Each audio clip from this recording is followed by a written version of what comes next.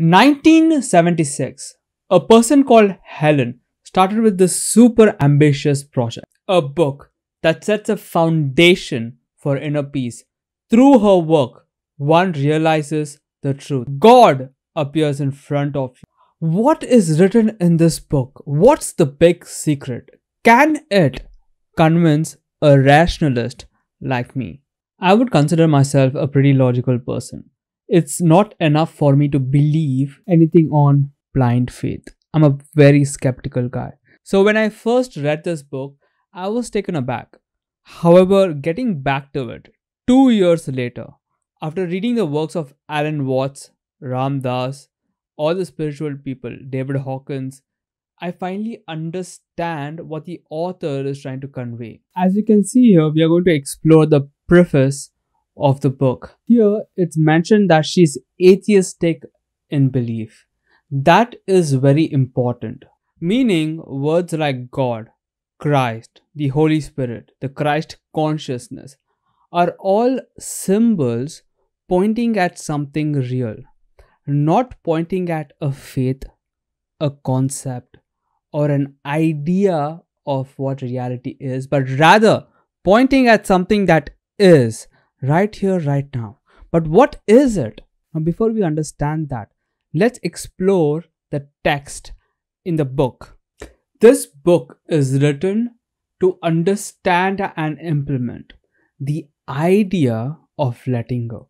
The author warns us that this theory is just a very, very poor substitute for the actual experience. And the experience is the only truth, and all this theory is nothing but illusion. The question naturally arises, what does real mean? And how do you make the distinction from truth and falsehood? What is real? What am I saying? What am I meaning when I say real? Joe, it's so lovely. A token of love. It's got to be the prettiest engagement ring anybody ever had. A marketing miracle. Diamonds. A diamond. A diamond. A diamond is forever. Is forever. Is forever. A diamondisforever.com. The inspiration for countless songs. Like diamonds in the sky. Shine. Movies. Rocks don't lose their shape. Diamonds are a girl's best friend. But also the cause of brutal civil wars and environmental destruction. Beautiful, pure, precious. Diamonds are strangers to the Earth's surface. Their true home is in the hellish foundry of the Earth's mantle, more than 150 kilometers deep, with temperatures over 1000 degrees Celsius, under conditions impossible to replicate. Except, that's not quite true. We can make diamonds, yes. Scientists can grow diamonds in the lab. Lab-grown diamonds are the same as earth-mined diamond, he says. But what does that mean? Hey, so today I wanted to conduct a little experiment. I wanted to see what would happen if we take this diamond tester and we put it on a lab-grown diamond. For comparison, we're going to be diamond testing 3 different stones. On the left, we have a natural or mined diamond. Here in the middle, we have a lab-grown diamond. This was formed by humans in a laboratory.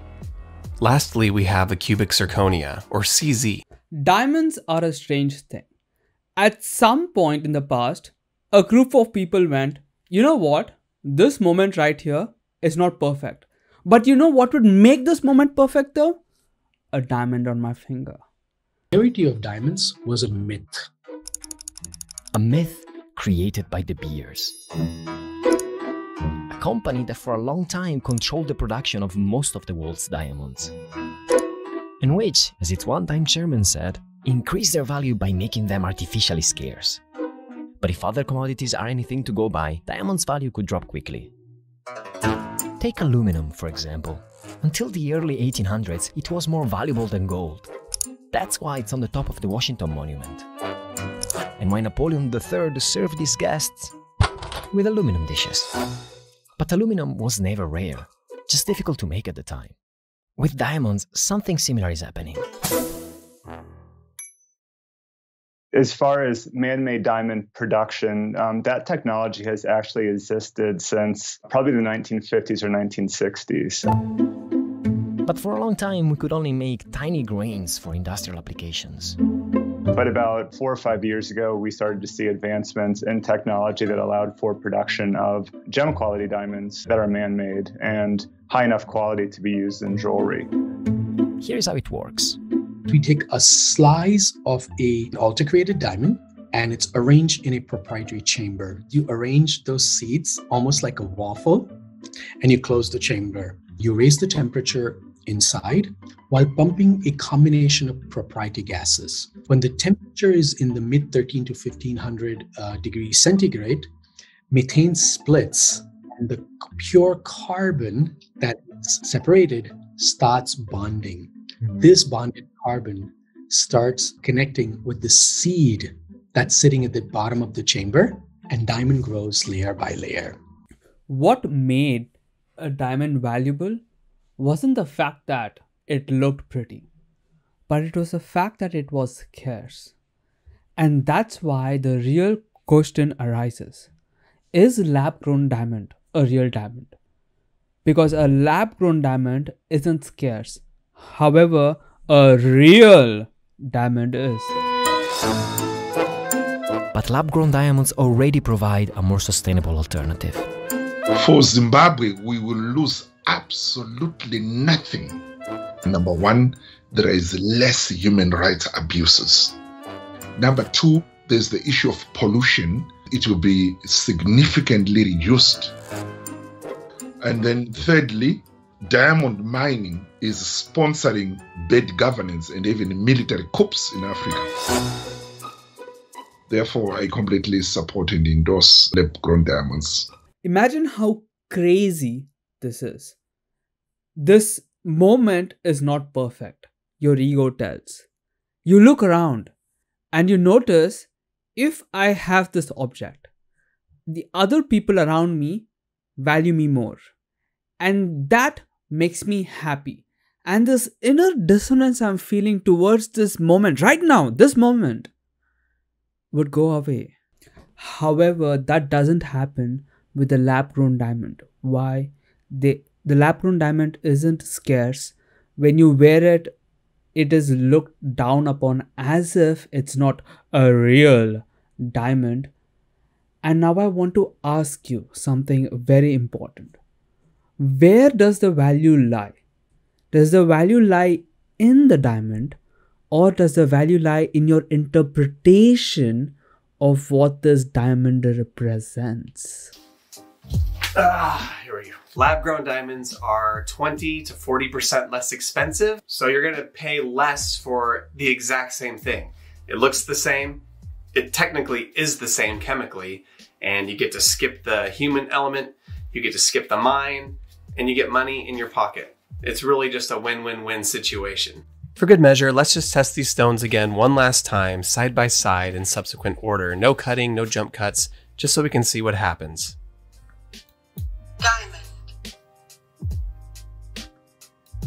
Diamond. Diamond, diamond, not diamond. I hope you learned something about lab-grown diamonds today. Diamond. They really are beautiful stones, something you can also take pride in when wearing one on your finger. This example illustrates beautifully what I'm trying to convey.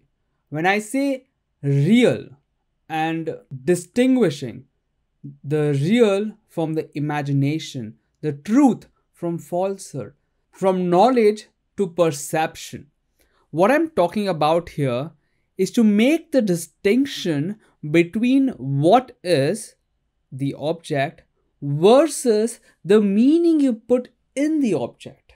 And the entire work of spirituality itself is about letting go of this interpretation that you're giving this moment right here, right now, which is making you judge and choose, prefer something else in your imagination more than what is right now.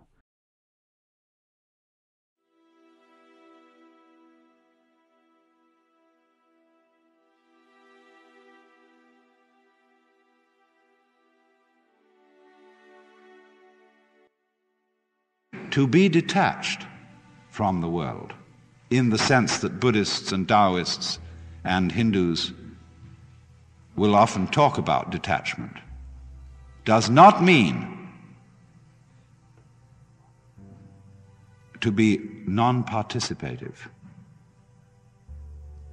You can have a sexual life very rich and very full, and yet all the time be detached.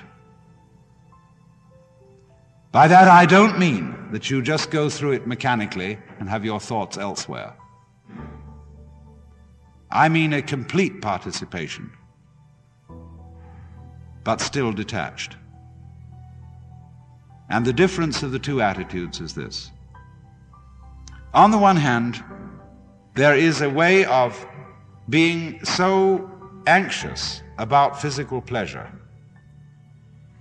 so afraid that you won't make it, that you grab it too hard,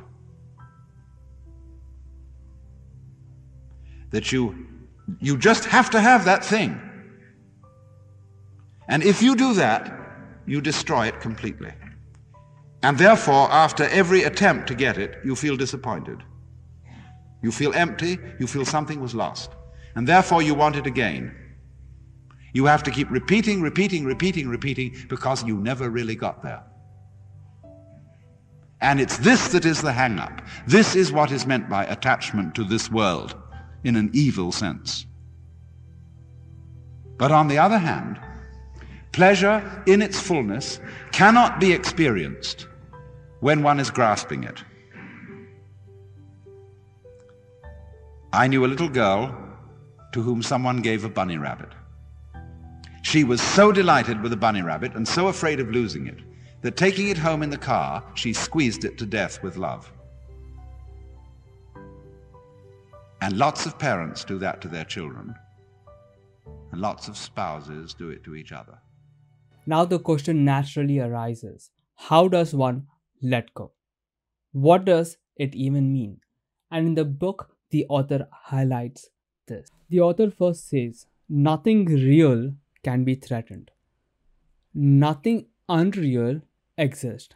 So what the author is implying here is that nothing real, as in the isness of this moment, can be threatened by any sort of letting go or giving up or surrendering.